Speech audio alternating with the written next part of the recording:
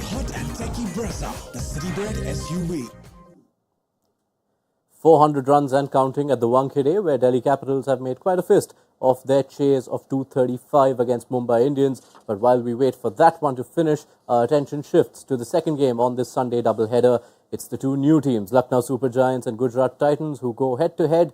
Lucknow still awaiting their first ever win against the Titans. Will that happen? On Maruti Suzuki Arena presents ESPN Cricket for Timeout. We're in the continued company of Tom Moody and Mitch McClenaghan, and we have our own impact sub here. Raunak Kapoor is in for Deep Das Gupta, at least for the time being. Welcome. We don't need deep services. I'm shocked that he went for Piyush Chawla today. He's not even giving you guys a fight. So I think you need someone pick on someone your own size, both of you. Please react to that, Tom. Oh, look, no. I'll say something inappropriate. We'll save that for later then. So Lucknow versus Gujarat is where we focus. Lucknow have won the toss there and elected to bat. It's something they quite enjoy doing. And if you look at these two teams, they're obviously so fresh in the IPL still. But there's a clear pattern to what these teams prefer. Lucknow, when they bat first, have only lost twice in 15 outings. Gujarat obviously have made a penchant for themselves of pulling off heists while chasing. So both of them get to do that. What explains, is there anything more to it, Tom? Look, I think why spoil a thing that's working? I think first and foremost, they'll know their record batting first against chasing. I think, runs on the board they obviously value, and they also feel that their attack is best sort of lined up in defending. It's not an ideal situation to have as a mindset going into a game, because suddenly if you lose the toss and you don't get what you prefer, you're suddenly starting the game before a ball's bowled on a negative standpoint. So it's always nice to have a dressing room that's sort of pretty cool with the fact that, if we bat, we bat, or if we bowl, we bowl. It doesn't really matter. It'd be nice if we could bat first, but numbers are quite outstanding, aren't they? They also, with KL Rahul, there's a significant difference batting first and second. So if you center your strategy around your main player, Rahul just seems to be given the license. We've seen him play that free-spirited Rahul when he bats first. Yeah. Sometimes he overthinks the game when he chases, and that's been taken away from them. So that's one more reason. They also prepare interesting surfaces, don't they, at Lucknow. So they are in perhaps the best position to know what kind of surface they're dishing out for GT. So maybe we can read a thing or two with Lucknow's decision to bat at home. But in saying that, if you're not sure on the surface, sometimes teams tend to like to bowl first and say, well, you tell us what a good score is. And by doing so, they can trip up thinking it's higher than what it actually should be. Yeah, and for GT it works out well, doesn't it, Mitch? In their loss in the last game, they batted first and couldn't put up. Eventually that total fell short.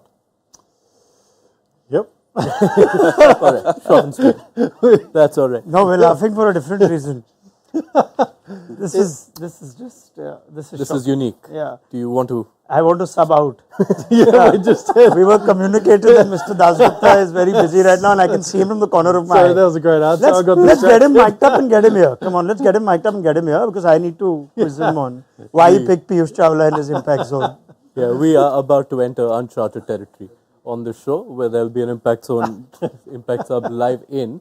Playing 11s will be up soon. I can confirm that there are changes for Gujarat Titans. Spencer Johnson is back. Ridhiman Saha misses out with a back spasm, which means we will see B.R. Sharath do the wicket-keeping duties, which it would appear Matthew Wade has not got a game. That automatically means a rejig to GT's batting lineup one way or the other.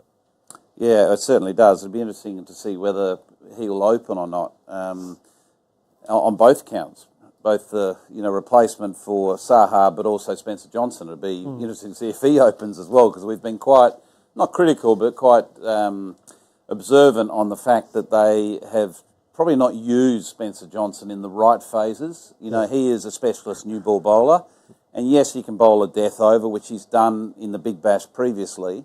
But at the end of the day, you want to be playing in those roles you feel strong. Yeah, he's a genuine wicket taker at the top with the new ball, and just hasn't had that opportunity so far. So fingers crossed he gets an opportunity with that role tonight. I think it'll be a good positive move for the Titans. But yeah, the interesting matchup for me tonight is Kane Williamson and how he fares against Mayank Yadav, who's the exciting young quick, and he's going to be a key component for Gujarat Titans during that middle phase. We've seen the two teams that have come up against Mayank have really struggled and lost wickets and not been able to score. And I think if you look at Kane Williamson, he's probably one of the best players of pace in world cricket at the moment. So that's a matchup that I think we should all watch very closely. Yeah, for what it's worth, Sharath is a like-for-like as far as position goes. Opens the batting for Karnataka and was the replacement for Robin Minch. So if they're looking for someone who plays exactly Saha's role, that's a like-for-like, unless they decide that Kane Williamson will come up, which is unlikely. Right. Yeah, just on that Kane Williamson point, to me, that is a really good point you make, because that isn't a really exciting matchup. You've got arguably the best player of pace bowling in the world. I feel Kane Williamson up against this young kid that's just taken us by complete surprise and taken the IPL by storm by hitting the 150 mark on a regular basis, and Kane will play it like pace bowling needs to be played, and that's going to be great fun to watch. Can confirm that Lucknow are going in unchanged, but it's now time for us to make our change out here. Deep Das Gupta is ready to add Oh, here we go. to the scout. Thank you. This is brilliant. Come back in. Sir, where would you... Slide in here. Oh, yeah, get slide a- in there. we can get a You little, don't have space, mate. Four-way look at how much impact space is player. here. I don't think Raunak needs to stay, does he? Surely not. I'm wired here. I lose power if I leave before I'm disconnected. You had questions for Deep. I had. How was your experience of the impact zone, sir? Yeah, quite interesting. We thought it's fair to be 2-on-2 here. These two are intimidating, man. Look at them. Yeah, I know. I'll help you. 6'7" and whatever, 6 foot something. Yeah, but yeah, I mean, PC, I thought it might turn, it might do a little bit more because it's a day game, and nothing of that sort. Just on that, I mean, we're in a situation at the Wankhede now where it's 34 of 6. This has effectively come down to how the last over changed things. So Yeah. Shepherd is clearly here to stay now. So Yeah, I guess a little more on that coming up soon. But for the moment, keeping our attention on Lucknow and Gujarat, Lucknow will bat first, which means a lot of attention on Nicholas Pooran. His batting position often comes up to debate. Are Lucknow allowing him enough time to stamp himself on the game? He scored pretty much everywhere. Those are his numbers this season so far. Excels against pace, excels against spin. What do we read from those scoring areas, Tom? That he's very difficult to bowl to. He's one of the best ball strikers currently in the game, along with Clarkson. And what you also read is that he's a muchly improved player through the offside than he has been historically. Historically he was dangerous down the ground, and particularly leg side, which is your general sweet spot for most left-handers, particularly with their bat path. But Nicholas Pooran has worked very, very hard over the last couple of years on being destructive through the offside, because a lot of bowlers have opted to bowl wide to him, clearly to keep it away from that leg side strength. So he recognised that I need to be able to damage bowlers when they do opt for that wide Yorker, that wide slower ball. So he's hitting it well through backward point and over extra cover are the two areas he's focused on. The bit that generally prompts the conversation of whether he should be batting higher up is how extraordinary his numbers tend to be against spin. He's been striking at nearly 190 this season against spin, but here's the curveball. He comes up against a spin attack where both bowlers have had his number. Noor Ahmed bowled twice to him last season, got him out both times, no runs scored, and Rashid Khan, for any bowler to keep Nicholas Pooran down to a strike rate of 60, tells you that he's having a tough time. Anyone? Yeah, high quality bowlers. Obviously, Noor Ahmed's just come onto the scene, but what we've seen so far from him, the skill has been sensational. Nicholas Pooran, I think he probably looks at other matchups outside of these guys and probably looks to say, well, I'm not going to take these guys on and try and line Spencer someone else Johnson up. is back today, isn't he? So there might not be two spinners to contend with, from what we gather. Are you still here? Oh, sorry. Sorry. There, we on. can Still confirm is, the mate. Gujarat playing 11. Noor Ahmed still remains. Do you want to finish my Okay. sentence? Do you? You go, mate. You go. You tell him. Oh, so there is no Kane Williamson. Nicholas Pooran Yeah. is. So we can Gonna finish your confirm. sentence? No, it's fine. You just take over, mate. Why do you think Nicholas Pooran struggles against Rashid Khan and Noor Ahmed? I won't tell you that. What I will tell you is the West Indies use him differently now, as I remember, given I was in the Caribbean last year. But even in Australia, he bats top 4. But we're not focusing on that. We're focusing on something else here. Why don't you finish your point and not No, there's no point. I guess the point There's no point. Jesus, The carpet's been ripped from underneath him. I'll tell you what, too many cooks in the kitchen, eh? You bet. I wonder who will drop. All right. All right, we'll go back to the Gujarat playing 11. There were quite a few changes there. Kane Williamson does miss out. Spencer Johnson, at least the overseas contingent, that's the replacement. B.R. Sharat, who we mentioned, replaces Ridhiman Saha. So Noor Ahmed continues. Williamson is on the impact bench though. And Gujarat bowling first, and that's 3 overseas in the team. So there is obviously room for Williamson. Take us through that lineup, please. And Wade. Yeah. And Wade, yeah. They could go either there. Yeah, I guess that's a sensible thing to do. I mean, especially with them chasing now, they have the option depending on what they need, what kind of total they're chasing down. Yeah, it makes a lot of sense, and it's a really nice team. If you look at it, obviously they're going to miss someone like Ridhiman Saha, but he hasn't fired so far this season. But it looks like a good side. Sai Sudarshan's in brilliant nick, and it's good to see he's in the playing 11. And that's good to see because he's been used as a sub, isn't it? So far in the tournament, and yeah, that's a good side. And look, that bowling side looks really important. Now the important bit is Rashid. He's looked a little rusty. If you look at his obviously economy has gone up, but more than that, I guess he's used differently. Very rarely in the past you would see him bowl in the power play. Now this season he bowls at least 1 over in the power play. But also, I think he still hasn't got that length going. Generally, he bowls that nagging length, that in between. He tends to be a little, I mean, he has so far been a little fuller than he usually is. And maybe that kind of feeds into that hitting zone of most batters. I think we need to understand too with Rashid Khan is that he's just had back surgery. That's what. Yeah. So he's been out of the game for a number of months. He had back surgery and he only just came back into cricket in a small series against Ireland for Afghanistan. So he hasn't had a lot of cricket. You know, even though the genius of Rashid Khan, we all remember, it's going to take time, particularly for a bowler. You know, I don't know if you've had back surgery, but that's a considerable thing to get over and suddenly hit the ground running with the same expectations that we have for Rashid Khan. We can bowl it virtually on a handkerchief. I think that coupled with what you touched on, it teams have been far more aggressive towards Rashid Khan. You can't, particularly when you've got Noor Ahmed in the lineup as well. You can't sit on one of those guys. You've got to be aggressive. So, do you see him not bowling in the power play now that Spencer Johnson's there, who's predominantly a new ball bowler?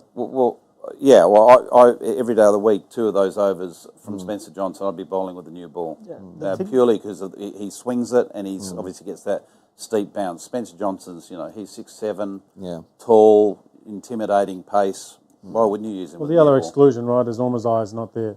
So he was taking the new ball. So basically they've parked that. That's not in the equation. So now Spencer Johnson looks like he will open with Umesh Yadav, which hasn't been the case throughout this tournament. Umazai's quite often taken that new ball to swing it up top. Okay, I think we might have to just have a look at that again because it looks like we've got conflicting team news on whether Omarzai is actually in that 11 or not.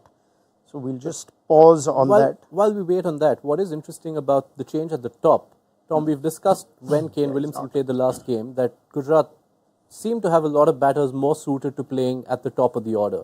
Gill, Sai Sudarshan, Vijay Shankar, who you believe is best suited at number 3. Now, when you had the choice with Saha gone, adding another opener, does that only further complicate things? Potentially, yeah. And I think Deep's point around them not declaring who that 4th overseas player is quite a good point because depending on what they're looking at with regards to their chase, they could easily go with Wade, who is clearly, a good finisher, plays that role at number 5 and number 6. Again, a left-hander, which is also handy in the middle order, experience in that position. Or if they feel Williamson is going to be vital cog against the pace of the likes of Mayank Yadav and which is a real factor. You know, we wouldn't have talked about this 2 weeks ago, Yeah. but it's a real factor. How do we manage, that sheer pace? Well, there's one person in your lineup, and that's Kane Williamson, can manage that for you and use that pace to his advantage. And they don't have to make that decision straight away. No. Yeah. Because Kane, in this lineup against Mayank Yadav, Kane doesn't have to bat at number 3. Particularly when you've got Sai Sudarshan in your side, who's batted beautifully at number 3. They could wait and see if they get off to a good start, like you say. And then if they get into a position where they need a finisher, then I think Matthew Wade comes into the conversation. That's the player they're missing as well, right? Miller is the player. The services of Miller is what's really something they need to fill, because Vijay Shankar came in the last game and didn't quite have that impact. Yes, they'll be chasing today. But if we just have a look at sort of Gujarat's batters as well, they're top heavy. So unless there's a collapse, you wouldn't expect Kane Williamson to come in, although he is, like Tom said, best suited to take on Mayank Yadav. What they need is someone with that little bit of oomph and impetus towards the end, in which case at least Matthew Wade is an option. And it's also interesting how they're going to use Mayank, because first game he bowled in the middle overs. Yeah. Last game he bowled in the power play. So they're growing in confidence in terms of what he can do and what overs they can make him bowl. So it'll be quite interesting to see, because last game he did not bowl in the death. Maybe today he might bowl an over in the death. So we still don't know what are the overs that Mayank's going to bowl. And last game was very matchup oriented. Siddharth and Krunal started against RCB. That's right. So that allows you to Led sort of really well. come in later. Now today, are you going to start 2 left-arm spinners against Shubman Gill? Of course, it's a conversation for later. But speaking of Shubman Gill, though, I think the change that GT made with 3 overseas bowlers, not Omarzai though, this is a test of Gill, the captain. He's having to manage different bowlers in every game. Last year, we were critical of Nalkande coming in the last over. I just wonder, we look at that GT team again, who's designated what role today. Rashid, Tom, you remember when he used to captain, actually liked bowling at the death. He liked to back himself to perhaps have batters go after him. But I wonder what roles are played here now with the change of bowling balance. Yeah, I would have thought Spencer Johnson and Umesh Yadav would be the new ball bowlers in this attack. Mowat will bowl at the back end of power play, and he'll be obviously 2 of his overs or 3 of his overs will be used in the back 10 overs. You got your spin twins from Afghanistan that can operate the middle overs. You might opt as an attacking option to use one of those spinners in the power play for a wicket taking option. So to me, they've ticked every box. It looks really exciting. Okay, that's that on Gujarat. We've spent some time talking about Mayank Yadav, and why not? The world is talking about Mayank Yadav. Our crew in Australia caught up with Glenn Maxwell after he had to face Mayank's heat in RCB's game against Lucknow. Here's what Maxwell had to say on ESPN around the wicket. Yeah, I've got to say, I watched the game before us, and I watched with great interest and saw him bowl, and I thought it was really impressive. He harried on a few of the Punjab batters and certainly did a little bit of homework against him before coming up against him. But it's nothing doing homework against someone until you actually sort of see it come out of the hand and sort of have to sort of try and pick up the length. And he bowled me the first one, which was just a high bouncer. And as I said, the wicket that we've been producing at Bangalore has been a little bit too pacey, and it sort of came through a bit slower than I thought it was going to. And I was like, oh, that wasn't too bad. And then the next one was hard length and skidded on probably faster than I thought it was going to be. And as you saw, went to pull thinking that I picked up the length really well. And before you know it, it's on you and hitting the shoulder of the bat and ballooning up in the air. And he has some real extra speed that you don't really see a lot of around world cricket at the moment. You see guys bowl pretty consistently around the 140s or high 140s, but to have mid 150s consistently in your arsenal is pretty formidable. To be honest, I probably haven't seen enough of him to sort of remind me of anyone. I think it's such a beautiful, smooth action. He sort of glided through the crease really nicely. I think pace-wise, the only one that I can sort of really resemble it to is a little bit like Sean Tate when he was in his heyday. And I know you would have seen a fair bit of him, but I think when he was at the peak of his powers and it was extremely hard to pick up at the extra sort of zip it feels like it has off the wicket, I think that's as close as it probably comes to it. High praise from someone who's seen his fair share of fast bowlers around the world. We've touched upon Gujarat Titans and how they go about pace and why Kane Williamson would potentially be important. These numbers, what do they tell us, Tom? Because in particular, Gujarat used to have a strike rate of above 140 facing pace, but this season, in a season where the second worst team is going at above 140, Gujarat have been rather slow against pace. I think that reflects the style of batters they have at the top in their top order. They've got very good batters, but they're not sort of batsmen that sort of take the game on and sort of look to reverse the pressure like we saw earlier today with Rohit Sharma, for instance. Rohit Sharma will take that pace on and put the pressure back on the opposition, where I think the mindset, natural mindset for the Gujarat top order is more to absorb that pressure and see their way through it. How much of that could be down to also the advent of the two bouncer rule? You see quite a few domestic batters in there. Yeah. Probably not as used to facing two bouncers. I was speaking to, at least I've spoken to a few of them, and I asked them, has it made any difference? And it has, because, their initial movement, irrespective, was front foot. They would get onto the front foot, blink of an eyelid, not worry about bounce. And especially if that one bouncer is gone, then absolutely, they don't even worry about it anymore. But now suddenly, one bouncer gone, you still are worried. You still can't get onto the front foot as quickly as you would have till last season. So yes, that has made a difference.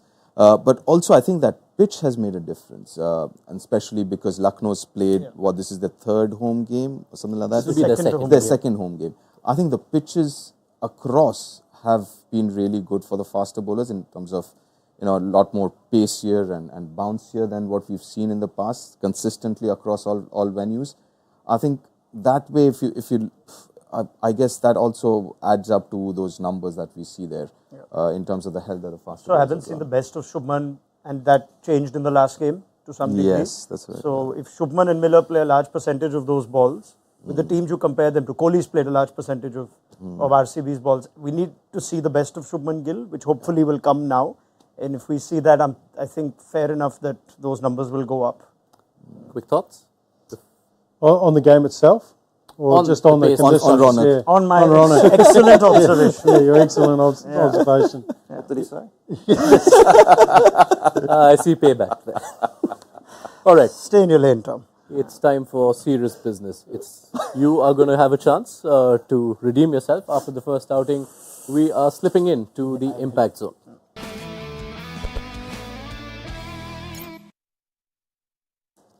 Before we go about the drill, I feel like asking, which way are we going here? Are you the fourth player, Raunak, or are you assisting Deep? He's the fourth. You know what I'll do? So we can go this way. We were anyway going to plan this. Let them carry on like they are. And after 9 players are picked, I will pick 3 after that. I'll give them an advantage. You're so generous of you. Yeah, you have an advantage. Head start to the 3 former players. I didn't think you were playing this game, period. So I just wouldn't have you involved. All right. So I need to return to a position of power over there. Exactly. Where they pretend to respect me. you might get the final say on this one with those 3 picks. Who knows? Yes. Deep, I will give you the first pick, a batter from Lucknow versus Gujarat. A batter. I'm going to go with Shubman. Me? Mitch? I'll go with Nicholas Pooran. Oh, wow. I'm going to be left with so many good options. What a shock. What a shock. Tom. Can I have a look at the teams, please? Yes. We will So have I need to Gujarat take this. up first. Okay. Yes.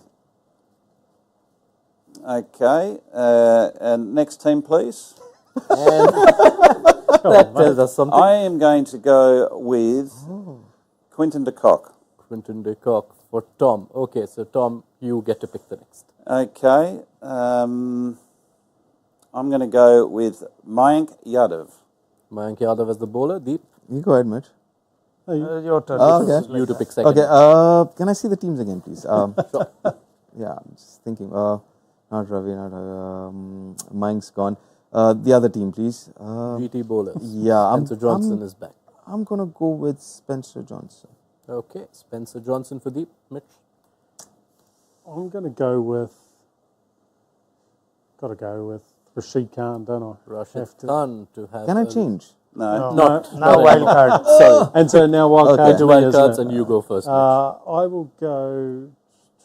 We'll bring back the teams. I will go Krunal Pandya. Kunal Pandya, that is a true wild card. Tom. I'll go with Noor Ahmed. Noor Ahmed for Tom. And your Can I have the same player as one of them? No. you can't. I can't have Quinton de Kock as a Imagine wild what I've signed up for. Oh dear Lord. Okay, can I again see the teams, please? Oh God, our wicket keeper gone. GT young keeper. Nicholas gone. Okay, I'm gonna go with KL Rahul. KL Rahul. That's Yeah, one like point. that. Someone goes there. So that leaves Raunak. Yeah, in the I'm going to enviable smash position. you guys out of the park now. Just watch what I do. Yeah. Could I see the GT team once, please? I've got 2 ready. Oh, wow. Yeah, Okay. 13 players for you to pick from. So Wow, that's like That's a lot of perfect. options, isn't it? You know what? Let's go for it. Naveen ul Haq, Sai Sudarshan, Sai Sudarshan. and Umesh Yadav. Umesh Yadav. Wow. Not Mohit Sharma. Clearly haven't played this game before. That's fine. If I that's win fine. today, I would be thrilled. Like, this is going to be so much And fun. it will be quite a post-match show. All I need to do is not finish last. If you come to think of it, with the advantage of this game, I'm competing in a different game. So, All the best to you. Quick prediction on the score and your outrageous call for the game. I think the total will be 179. And my outrageous call is Nicholas Pooran will get out for less than 12 balls. Hold on, he's putting his outrageous call up by 2 balls. The last week it was 10.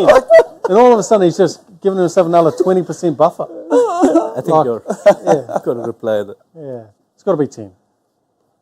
12 balls, thank you. Outrageous. Balls, to be Oh, fair, I didn't you realise won you're by 10. umpiring this. Jeez, okay. Yeah. Well, why don't you Your call. learn something and give similar outrageous Exactly. predictions?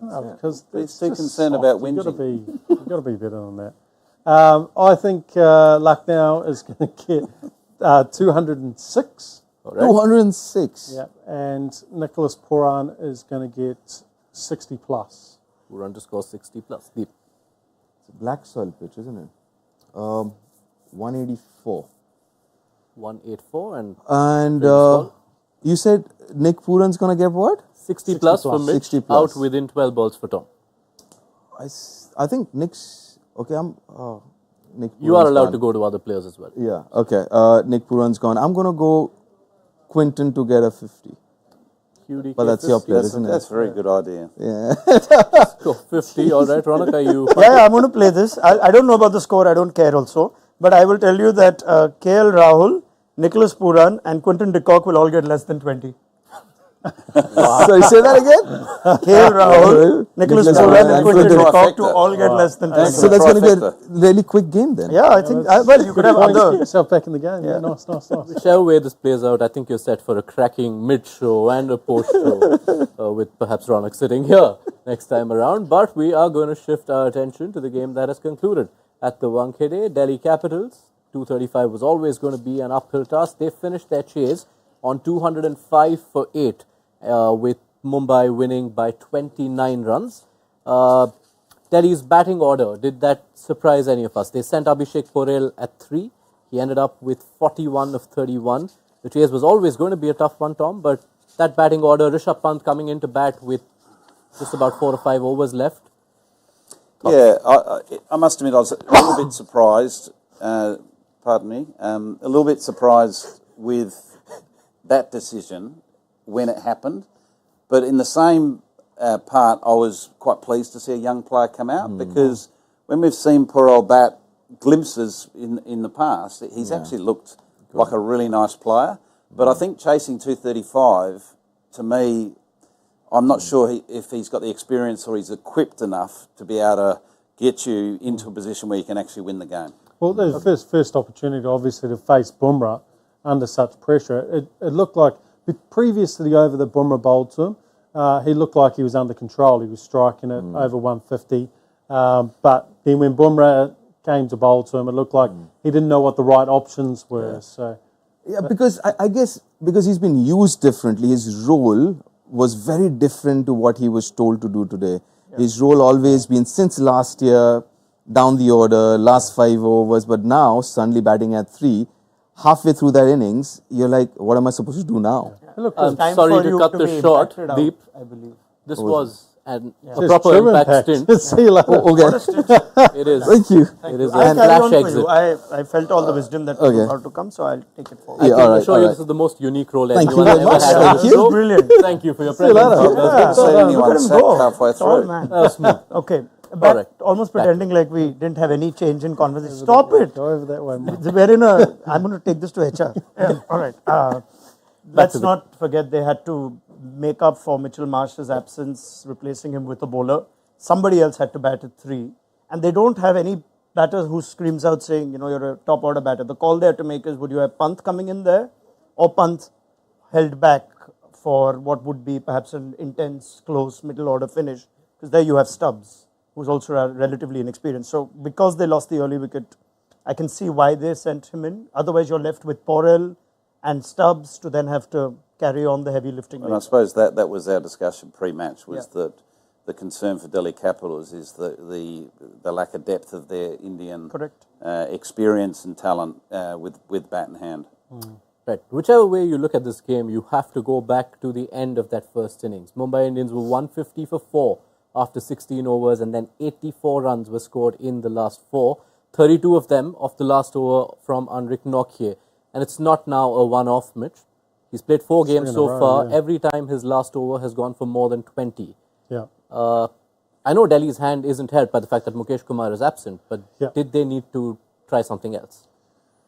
Oh, look, Nokia looks like he's going for the one option, really, and particularly in that last over, he's trying to hit hole, and there's some very good shots played.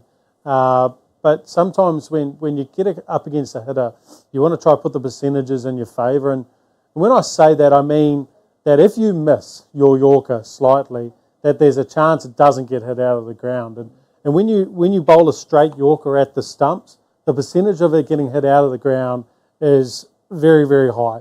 So when I say that, what the other options are, which I haven't seen from Anrik Nokia to right-handers, is going around the wicket and going across, where if you can create enough of an angle, quite often you can get a hitter trying to overhit it and only playing with half the bats. And that's something that Anrik Nokia needs to work on getting into his game, particularly when he's not hitting the straight Yorker, which has been a strength of his in the past. Maybe you should go there as bowling coach.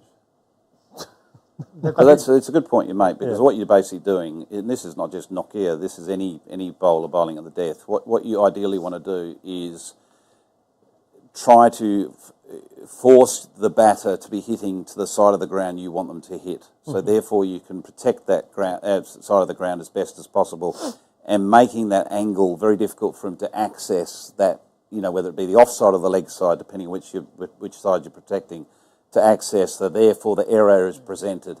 Yeah, and I guess when we are talking about that, a lot of people say, well, sometimes we become too predictable, only going wide, and that can be true, but you can set your fields up nowadays, particularly to a right-hander going around to a right-hander, you can set up with 2 guys on the offside and have your mid-off up, because it's very difficult to hit straight with that angle, and then you still got your 3 guys on the leg side, which means you can still bowl a slow ball into the hip, you can still go a heel Yorker, you can still bowl a slow ball bouncer, because you shouldn't get hit over mid-off. So it gives you more options as opposed to less. Yeah, I mean, Shepherd's hitting was extraordinary, but he's not yet Andre Russell, who's the one guy you think if you go wide, he could punish you there as well. So the point is totally valid. We have to give Shepherd credit, though. A couple of those balls weren't even bad balls. That last ball, which was so full, he's just helped on its way. He'd already caught fire by then, so he was unstoppable. But that was great striking. It was proper. Just quickly touching on Mumbai's bowling before we move to our rapid-fire review of the game. In the middle of 440 runs being scored, Jasprit Bumrah gives 22 runs, takes 2 wickets. Do we have any new words to describe this genius? You're the bowler. Well, I mean, that's why he's should be the first off the list when you do your impact zone. Don't need to get too cute there with Jai Richardson, Tom. But, geez, Bumrah is... Okay. Right, okay. Let's see if you've won. No, but he's... look, what we were expecting is for him to come back and maybe take some time to get back into it, but he's straight on into his work, and he's holding this whole bowling lineup together. So that was the difference today, in my opinion. He went at such a low economy rate and took a couple of crucial wickets. Just pointing out that as per ESPN Cricinfo's MVPs, Bumrah's 9th on today's list. Well, that's rubbish. There's a lot of batters, probably. Tristan Stubbs right up there. Yeah, that's okay. That's fine. Did any other bowler go for less than 30?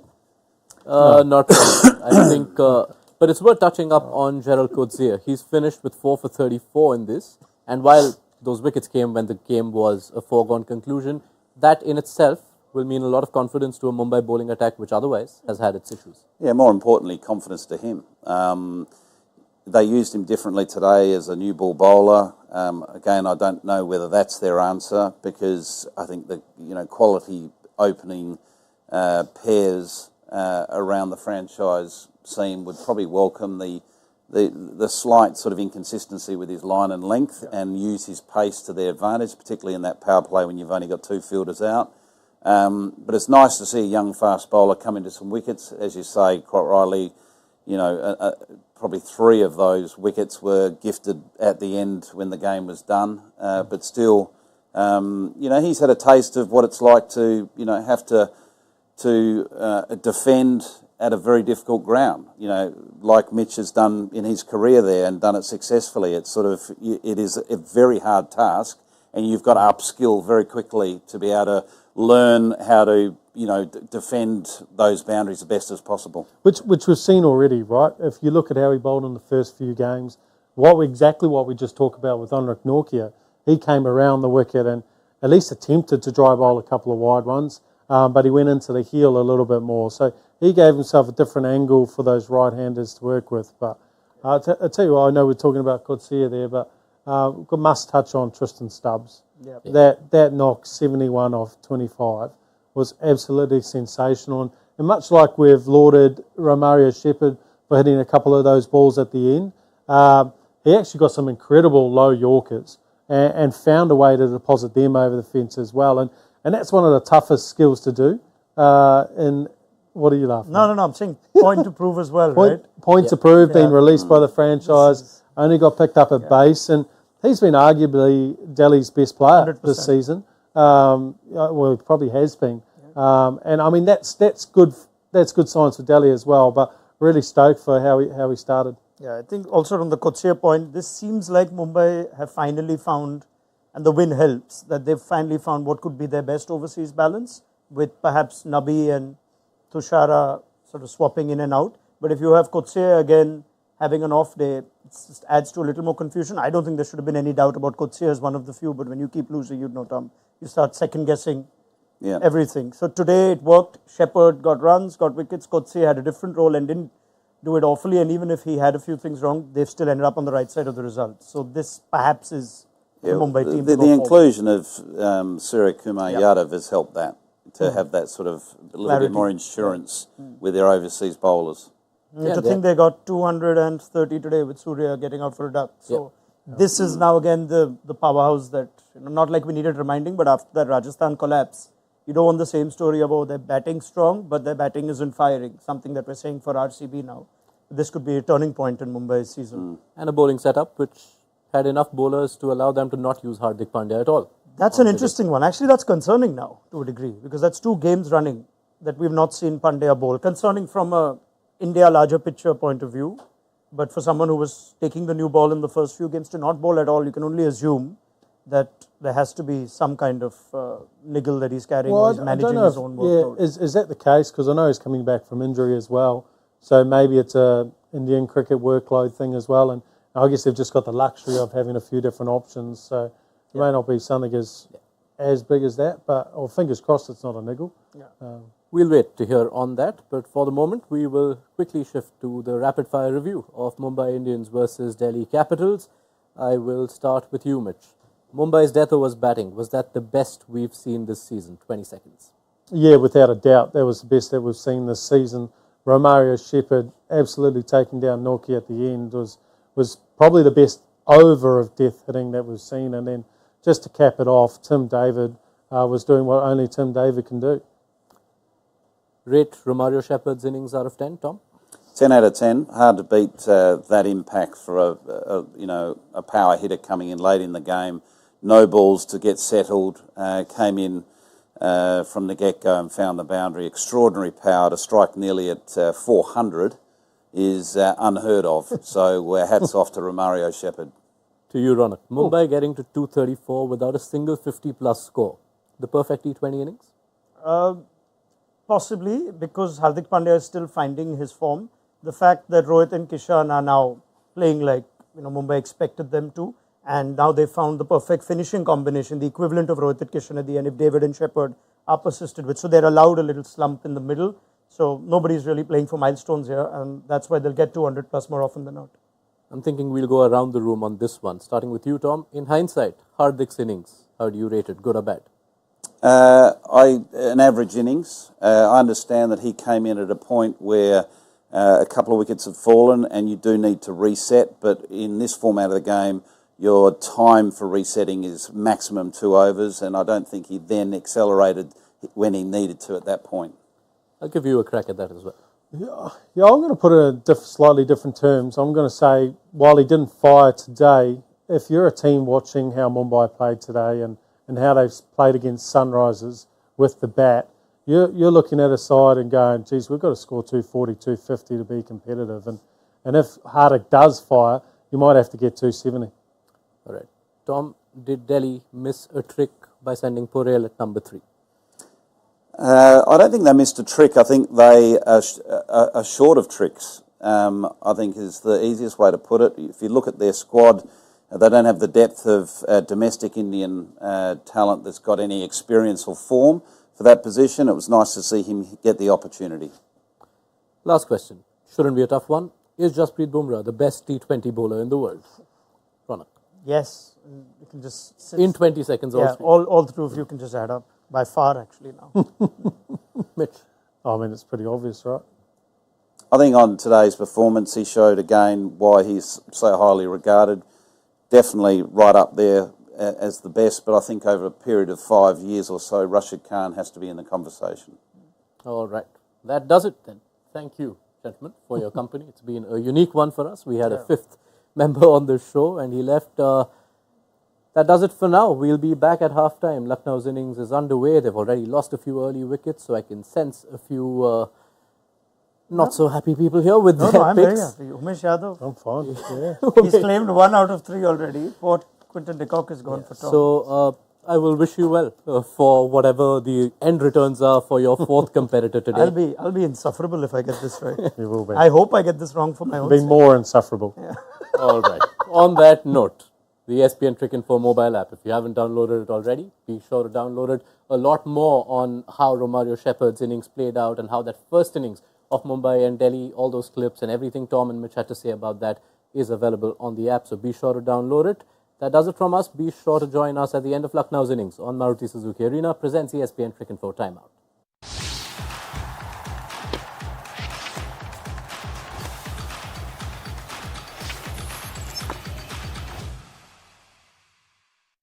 All new hot and techy Brezza, the Citybird SUV.